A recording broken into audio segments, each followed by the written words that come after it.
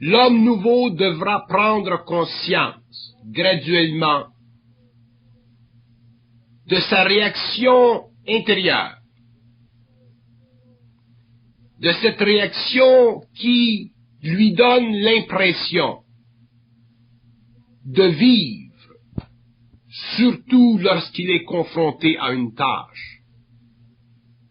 Impression de vivre le doute de pouvoir rendre cette tâche. La qualité mentale de l'homme est une qualité de mobilité.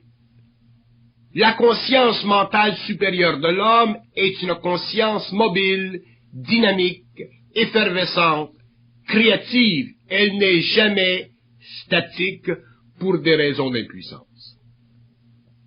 Donc, si l'être humain, pour une raison ou une autre, se découvre une sorte d'impuissance, c'est qu'il y a en lui de l'émotion qui nourrit la mémoire, et de la mémoire qui amplifie l'émotivité. Donc, il est assujetti à un niveau ou à un autre, à une sorte d'astralisation de son mental, c'est-à-dire que même s'il est très évolué, il y a des parties de lui qui ne sont pas suffisamment transformées, transmutées, pour pouvoir avoir accès à l'infinité de sa propre conscience. La conscience supramentale est un état de transformation continue, d'expression continue et de capacité créative sans fin, et l'homme nouveau doit le savoir. L'homme nouveau doit le ressentir. L'homme nouveau doit le percevoir. L'homme nouveau doit être fixé consciemment dans cette réalité, sinon il a encore devant lui beaucoup de chemin à faire, c'est-à-dire qu'il doit vivre encore pendant un certain temps une transformation interne de son énergie. Nous parlons de conscience supramentale parce que nous sommes obligés d'utiliser un terme pour définir une nouvelle condition d'évolution. Mais il y va beaucoup plus que ceci. Il y va de la fusion, de la réunion de deux principes de l'homme.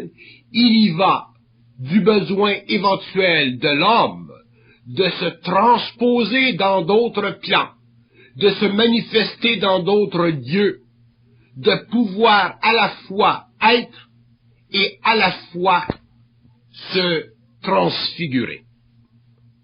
L'homme nouveau devra se transfigurer. Il devra pouvoir s'exprimer dans une manifestation matérielle, éthérique, concrète, à volonté. Et pour ce, il sera obligé d'avoir perdu contact total avec une forme ou autre d'anxiété psychologique, d'anxiété psychique reliée à la mémoire humaine. Il sevra complètement ses liens avec l'impression d'être impuissant. L'homme nouveau ne pourra pas sentir en lui une forme ou autre d'impuissance, parce que l'impuissance ne fait pas partie de l'homme nouveau, elle fait partie de l'homme ancien. La conscience supramentale est une conscience infinie qui s'instantanise dans le processus créatif, et l'homme ne doit pas pouvoir soupçonner, douter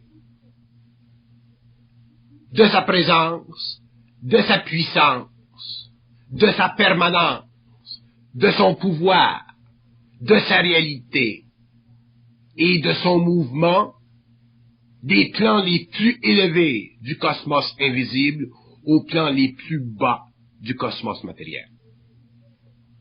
Ceci est une condition d'évolution qui va beaucoup au-delà de la simple perception philosophique de mots rattachés à un avenir, mais très très séparés d'une réalité, tant que l'homme n'est pas réel. Autrement dit, la conscience supramentale, elle est sur la terre. Elle n'est pas en devenir, elle est sur la terre, elle est sur le plan matériel.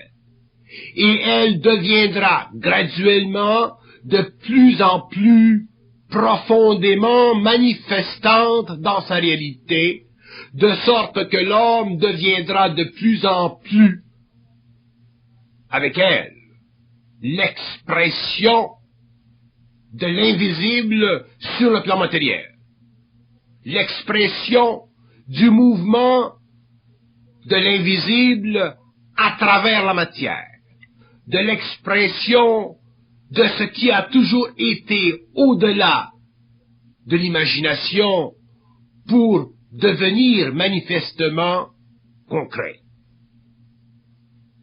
La conscience supramentale, au-delà des mots, deviendra l'impossible dans le matériel.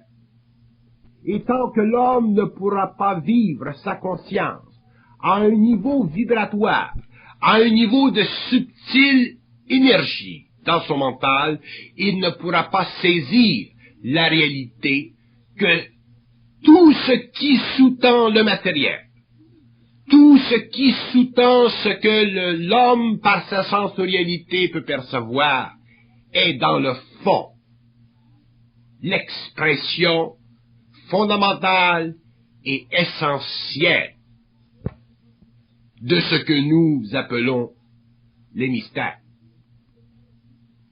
Il existe au-delà de l'espace et du temps des mondes, des planètes, des galaxies, des gouvernements, des intelligences, des statuts, des technologies immatérielles. Tout ceci fait partie de ce que l'homme ne connaît pas et de ce que l'homme inconsciemment bénéficie. C'est-à-dire que tout ceci fait partie des grands mondes universels.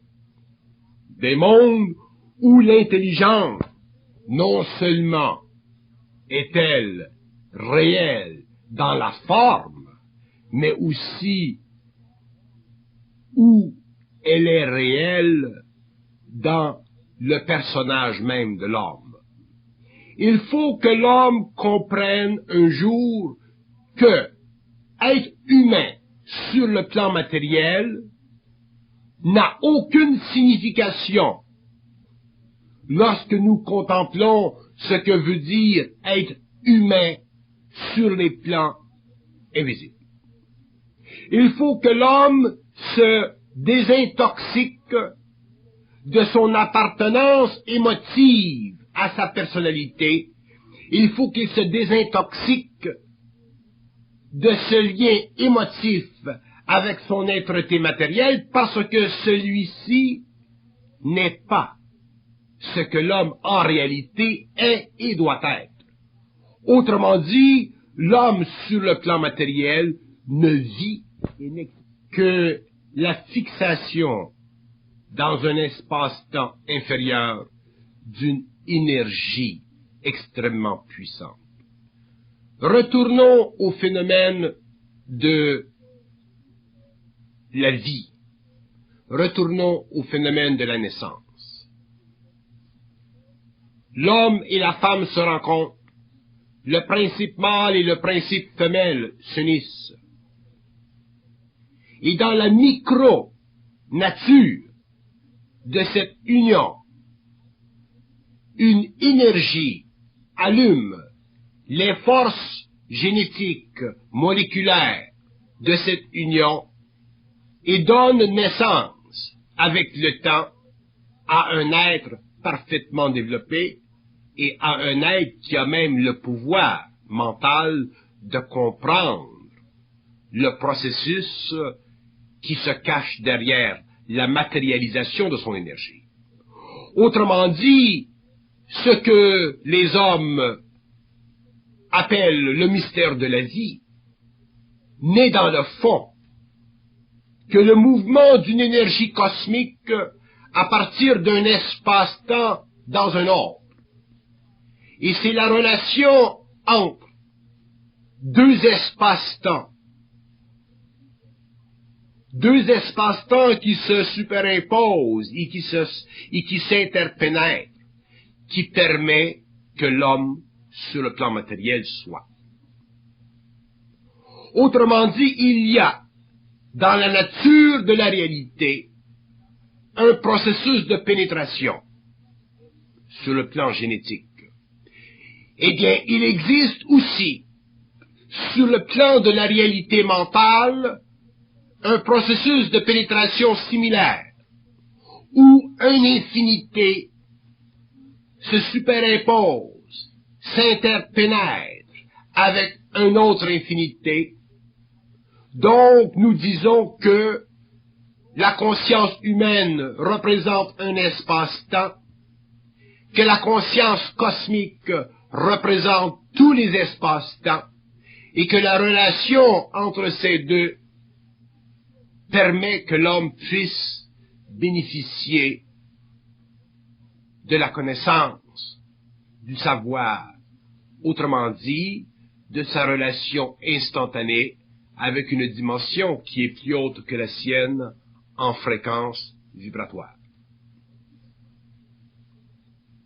Sur le plan psychologique, sur le plan du moi, sur le plan de l'ego, sur le plan de la conscience, sur le plan de l'anxiété, sur le plan de tout ce qui fait de nous des êtres qui souffrent, il doit y avoir quelque part dans le temps une percée.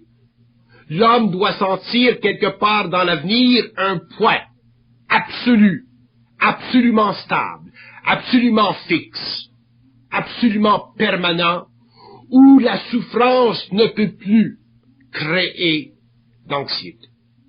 Et lorsque l'homme aura perçu ce point, lorsque l'homme sera dans ce point, l'homme sera au début de la prise de conscience éthérique de sa nouvelle formulation humaine. Mais tant que l'homme ne pourra pas sur le plan matériel manifester ou vivre de son intelligence,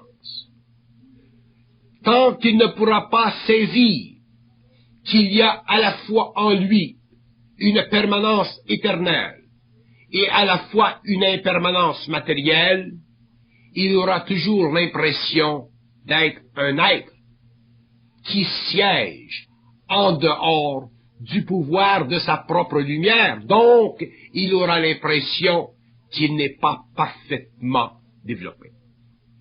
Et ayant cette impression qu'il n'est pas parfaitement développé, il souffrira parce qu'il regardera sa vie.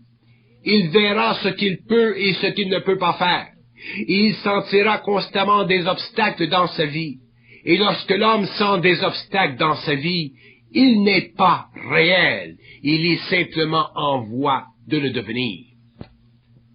L'homme nouveau devra comprendre que les obstacles dans sa vie sont placés dans sa vie justement pour tester sa capacité de se sentir au-delà de cette impuissance qui caractérise d'une façon subliminale l'émotion et le mental humain.